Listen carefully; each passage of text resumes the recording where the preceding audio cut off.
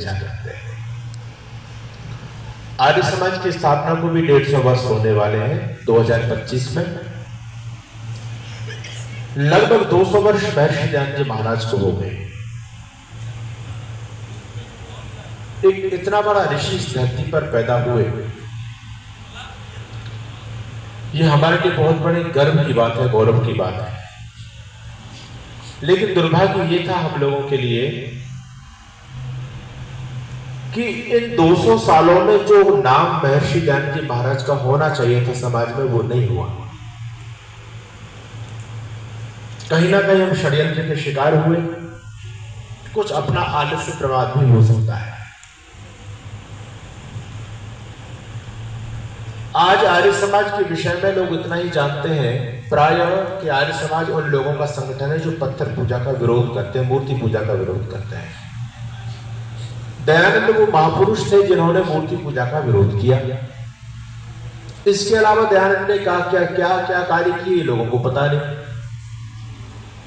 इतना बड़ा षड्यंत्र हमारे साथ में हुआ कि महर्षि दयानंद जी महाराज ने सैकड़ों काम किए इस मानवता के इस धर्म के उत्थान के लिए, लेकिन हमारे सारे कार्यों को दबाया गया दूसरे लोगों के द्वारा, और एक बात हमारी जानबूझ करके समाज में उछाली गई। जो हिंदू समाज की सबसे बड़ी कमजोरी थी मूर्ति पूजा, उस बात को हमारे कुछ अपने लोगों ने और कुछ विधर्मी लोगों ने, दोनों ने मिलकर के इस मामले को उछाला कि आर्य समाज से हिंदू समाज को दूर कैसे किया जाएगा। क्योंकि यदि हिंदू समाज आर्य समाज के संपर्क में रहेगा ना तो विधर्मियों की योजना सफल हो सकती और ना पाखंडियों का अपना व्यापार चल सकता। तो दोनों लोगों ने मिलकर के, पाखंडी लोगों ने भी और विधर्मी लोगों ने एक षड्यंत्र समाज में किया आर्य समाज को बदनाम करने का। मूर्ति पूजा हिंदू समाज की कमजोरी है, तो अगर कोई मूर्ति पूजा ना करे तो हिंदू उसको बहुत गलत दृष्टि से देखता है। तो लोगों ने क्या दुष्प्रचार किया कि आर्य समाज मूर्ति पूजा का विरोध करता है। मैं दुनिया के तमाम लोगों से पूछना चाहता हूं, क्या मूर्ति पूजा का विरोध केवल आर्य समाज ने नहीं किया, अन्य लोगों ने नहीं किया? क्या आदिगुरु शंकराचार्य ने बिल्कुल प्रखर विरोध किया है मूर्ति पूजा का। ये बात भले ही है कि आज उनके शिष्य आधुनिक शंकराचार्य मूर्ति पूजा खुद कर रहे हैं। शंकराचार्य कभी मूर्ति पूजा नहीं करते थे, वो मूर्ति पूजा के विरोधी थे।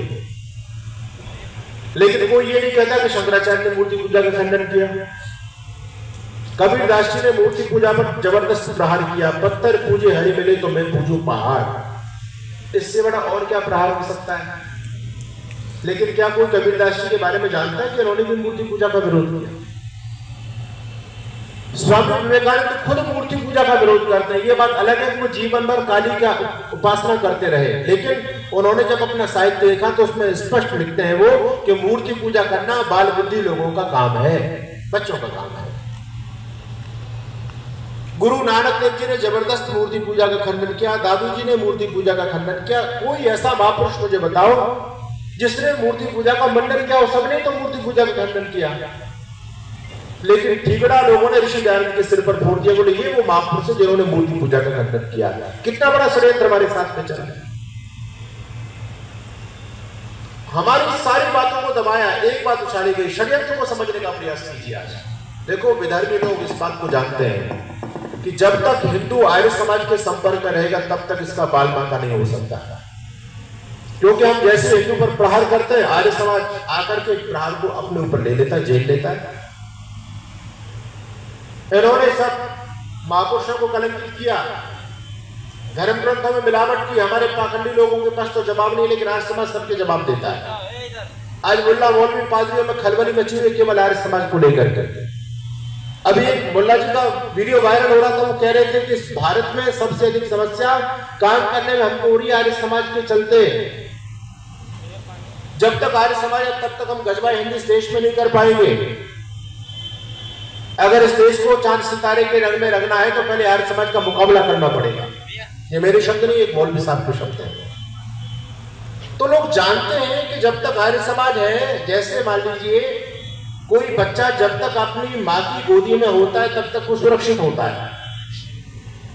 अगर उस पर शेर भी हमला करता है तो माँ अपने जीवन का मोह ना करके अपने बच्चों के प्राणों की रक्षा के लिए शेर से भी बढ़ जाती है।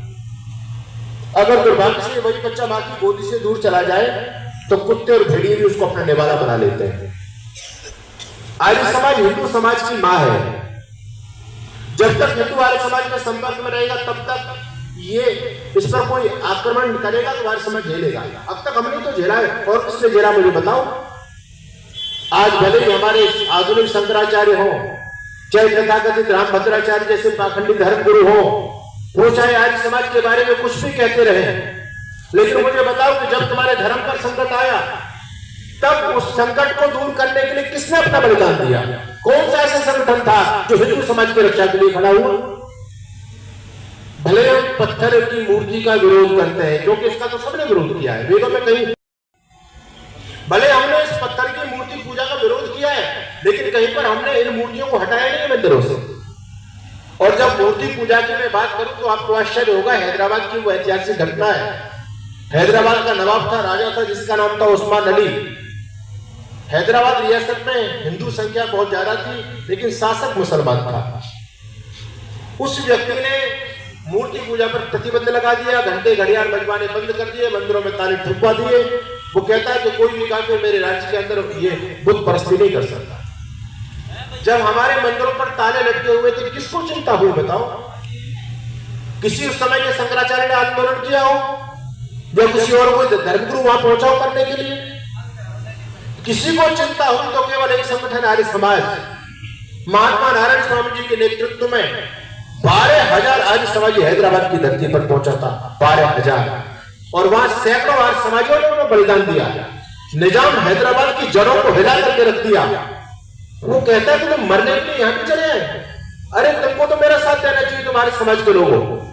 तुम मूर्ति पूजा का खंडन करते हैं, मैंने मूर्ति पूजा पर पाबंदी लगाई है, तुमको मेरा साथ देना चाहिए, बल्कि तुम मेरे से लड़ने के लिए यहां पर आ गए। मैं तुम्हारा ही तो काम कर रहा हूं, मैं तो उन काफिरों को परेशान कर रहा हूं। तब महात्मा नारायण स्वामी जी ने कहा, सुन उस्मान अली, तू हिंदू को और आर्य समाज को दूर करना चाहता है? तू आर्य समाजों को और हिंदू समाजों को अलग अलग देखता है क्या? अरे हम दोनों एक ही, हमारे पूर्वज जिन मूर्तियों को तुमने पाबंदी लगाई है, ये मूर्ति हमारे पूर्वजों की तो है। ये बात अलग है कि हमारे भोले हिंदू भाई अभी वेद के सत्य ज्ञान से दूर है, अभी मूर्तियों में उलझे हुए हैं।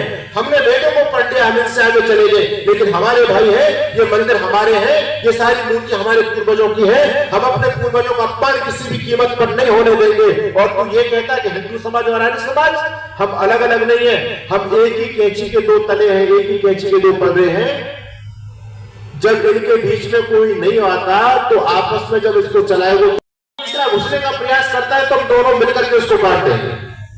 तुम हमारे बीच में आने का प्रयास मत करो। उस समय आर्य समाज के सैकड़ों लोगों ने वहां बलिदान दिया, और उस्मान अली पर बम का प्रहार किया युवा क्रांति दल के युवाओं ने। गंगाराम और श्याम नारायण वो दो महान क्रांतिकारी थे, उन्होंने उस्मान अली की कार पर बम का प्रहार किया। उस्मान अली बच गया। उसने कभी जिंदगी में नहीं सोचा होगा कि मेरे जैसे शासक को मेरे राज्य में आकर के आर्य समाज को चुनौती दे जाएंगे। इसलिए सारस्वत मोहन मलिक ने लिखा था, आग पराई में बोलो था कौन जला। हम भले मूर्ति पूजा नहीं करते, लेकिन जब मूर्तियों पर संकट आया, मंदिरों पर तारे जलवा दिए लोगों ने, तब ये इसकी वेदना किसको हुई? आग पराई में बोलो था कौन जला। अरे जब सारे लोग कहीं बताओ कौन जला? किसने हैदर शाही के पंजे तोड़े? किसने जाकर तूफानों के मुंह मोड़े? अरे कौन धनुर्धर लड़ा करके तीरों से, सिंहासन ठहराया चंद फकीरों से। भारत का कुछ बेटे पर लाज है, कोई और नहीं, वो आर्य समाज है।